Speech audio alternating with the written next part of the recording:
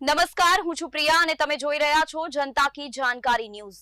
નજર કરીએ આજના સમાચાર। ડીસા ખાતે કેન્દ્રીય મંત્રી શ્રી મનસુખ માંડવિયા અને વિધાનસભાના અધ્યક્ષ શ્રી શંકરભાઈ ચૌધરીની ઉપસ્થિતિમાં સાંસદ ખેલ મહોત્સવ 2025નો પ્રારંભ કરાયો।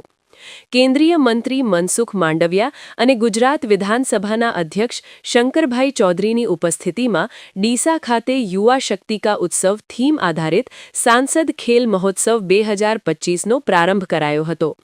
ડીસા તાલુકા સ્પોર્ટ્સ કોમ્પ્લેક્સ ખાતે વડાપ્રધાન નરેન્દ્રભાઈ મોદીના દિશાનિર્દેશન અને માર્ગદર્શન હેઠળ યુવાનોને રમતગમત ક્ષેત્રે પ્રોત્સાહન આપવા માટે સાંસદ ખેલ મહોત્સવની શરૂઆત કરવામાં આવી છે।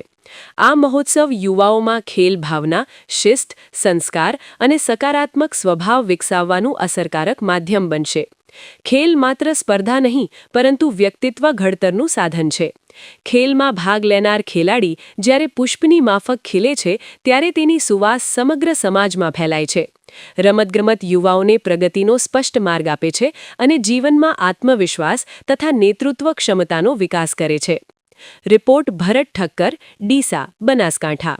તો દેશની અંદર યુવાઓની ટેલેન્ટ છે ને બહાર લાવવી જોઈએ, એને રમતો કરવો જોઈએ, એને ખીલતો કરવો જોઈએ અને રમે એના માટે થઈને એને પૂરી ઓપોર્ચ્યુનિટી આપવી જોઈએ, ટેલેન્ટને ગોતવી જોઈએ।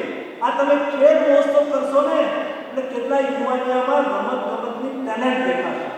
તમારો કાર્યક્રમ ચાલતો હશે ને ત્યારે ભારત સરકારના અધિકારીઓ સારા ખૂણે બેઠા બેઠા એમાં જોતા હશે, એમાંથી સારું ટેકનિકથી રમનાર યુવાનોને અહીંથી પિક કરવામાં આવશે અને એને સરકારના ખર્ચે સરકારના સેન્ટર ઓફ એક્સલન્સની અંદર સામેલ કરવામાં આવશે। ત્યાં એનો સંપૂર્ણ ખર્ચ, એની રમતનો, એના ફૂડનો, એના રહેવાનો, એનો બધો જ ખર્ચ ભારત સરકાર ઉઠાવશે।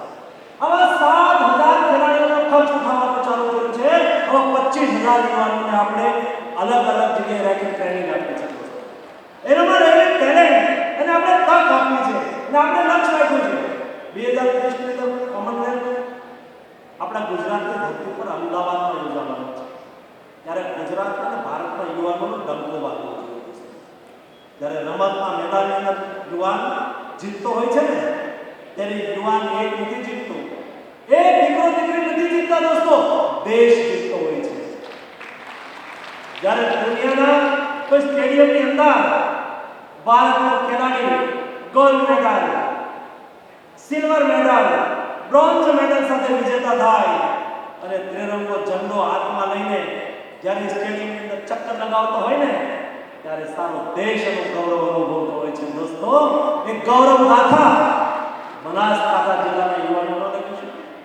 જેમ તમે સહકારી ક્ષેત્રની અંદર દેશ અને દુનિયાને ઉદાહરણ પૂરું પાડી રહ્યા છે, એવી જ રીતે આ જિલ્લાના યુવાનો રમતગમત ક્ષેત્રની અંદર પણ રાજ્ય અને રાષ્ટ્રની અંદર રમીને ભારતનું પ્રતિનિધિત્વ કરે એ જોવાની ઈચ્છા વ્યક્ત કરવા માટે આપ સૌને વચ્ચે આવ્યો છું।